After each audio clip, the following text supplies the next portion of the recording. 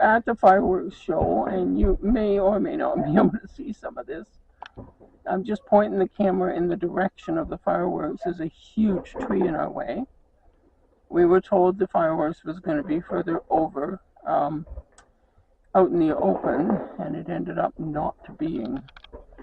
I now have a glare on the screen of the window, which is not helping. And I'm trying to avoid, and it's just not avoiding. So we're not seeing very much by way of fireworks here. It's kind of disappointing, and I think there's going to be like about 1,000 people or more that are going to be really disappointed that this is what they did. Lots and lots of people are with us, like around where we are. You can kind of see the fireworks over behind the tree, flashing a bit over there, but not really seeing much. So I'm going to just shut this off because there ain't much point, and leave it. We have to wait until everybody leaves because there's too many cars around us. We don't really need an accident. So yeah. Well, where are we now? It is the 2nd of July, and we are completely out of power in our lower batteries, our what they call the coach batteries. Hang on, try this again. Okay, we're at some RV place, Trout Lake, I think it was called. I don't know what the RV place is called, doesn't matter. Hang on. Okay, it sounds like we're in a bit of a mess.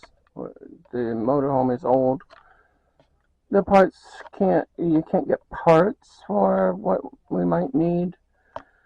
The electric plug-in, like house power type of plug-in, works. So everything is receiving power while we're plugged in someplace. But because we're not plugged in someplace, we're boondocking. We don't have access to plugs. So we don't have electrical, and I'm not sure. Gary will have to explain what it is that's wrong because he's finding out right now from the guy here. They've been really good, dragging a cord out, putting on a generator, trying different things. We haven't been here that long. We've only been here maybe 15 minutes.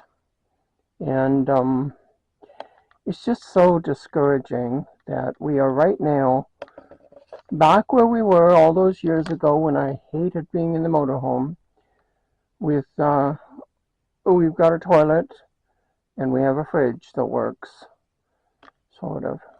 I'm hoping it continues working. Fridge propane systems are fairly good. As long as your pilot doesn't go out, your propane stays on. The electrical just is for the panel that shows you things. And as long as it's set on on LP gas, which is propane, then we're okay with the fridge. So we have a fridge and we have a toilet.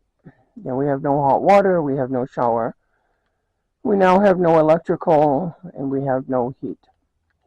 So yeah, it's like the same as we were before, only bigger and more expensive to run.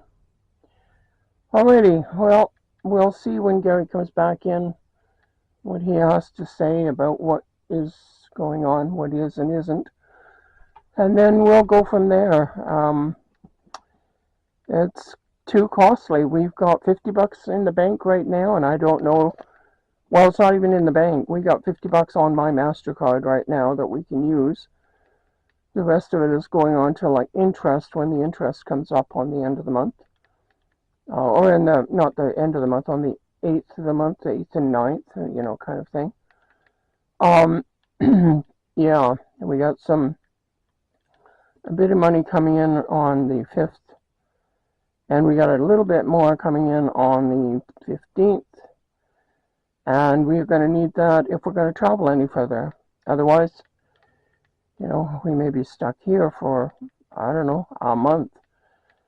I'm not really looking forward to that because, it's a nice city and all, but it has lots and lots and lots of shopping and stuff. But this is costly sitting still, and it's not getting us where we want to be. So it's really quite difficult. Anyway, we will talk to you later, and I'll let you know how things are. Maybe I'll even get Gary to talk on here. I'm not sure. Sorry, it's wiggly. And I'm only showing you, I'm just showing you the RVs sitting beside that little hill. And, this is a fishing and hunting area at Sault Ste. Marie. And they go fishing on all the little lakes that are around, I'm sure. We are actually back into the northern I'll find it yet, northern Ontario area, technically. We're only maybe 20 kilometers out, and which would be about 15 miles, maybe. I'm guesstimating, so, don't come back and say it's 16 point or whatever, it's like, okay, whatever. It's about 15 miles, about 20 kilometers, that we are out of Sault Ste. Marie, heading back into northern Ontario. There is no RV places in Sault Ste. Marie, oddly. Lots of RVs around, we saw them, but no RV places. This is the closest one to Sault Ste. Marie, according to what they said. The next big center along the way is Elliott Lake, and it's probably a full day's drive. And then the next one along is North Bay, and I think Sudbury is pretty close to there. So yeah, we're getting into more and more places like towns and such. Between here and Elliott Lake, there's a ton of little towns, but none of them would probably be able to help us anyway. So, and the cost of fuel in smaller places is a lot higher than it is in bigger places here. So yeah, exciting times for us in the motorhome. Living a dream, folks. This is the dream, right? The nightmare. But this is the reality of living in an old motorhome, traveling around, trying to get somewhere. And the reality is an old motorhome has stuff that goes wrong because the people before you have possibly never done anything to make it work longer. But we are living in a thing that is 25 years old. And these are not meant to be used for 25 years. They are, they can be, but they really have to be maintained from day one if you're going to use them, or brought up to snuff by somebody who can actually afford to do it. If for instance, the system that we're looking at, if it had been upgraded somewhere along the line, we wouldn't have a problem getting parts for it. But the fellow looked at it and he said, no, it's old. The old girl is old, and we just can't get parts anymore. Which is understandable. But I'll find out from Gary and see if he wants to maybe tell you what's actually wrong.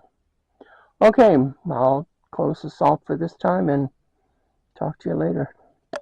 Today what we found is when we plugged in the shore power, we had 110 volts in here, but no 12 volts, so it's not charging the 12 volt system. I know that we've got two batteries that are bad, so I'm going to disconnect those two batteries.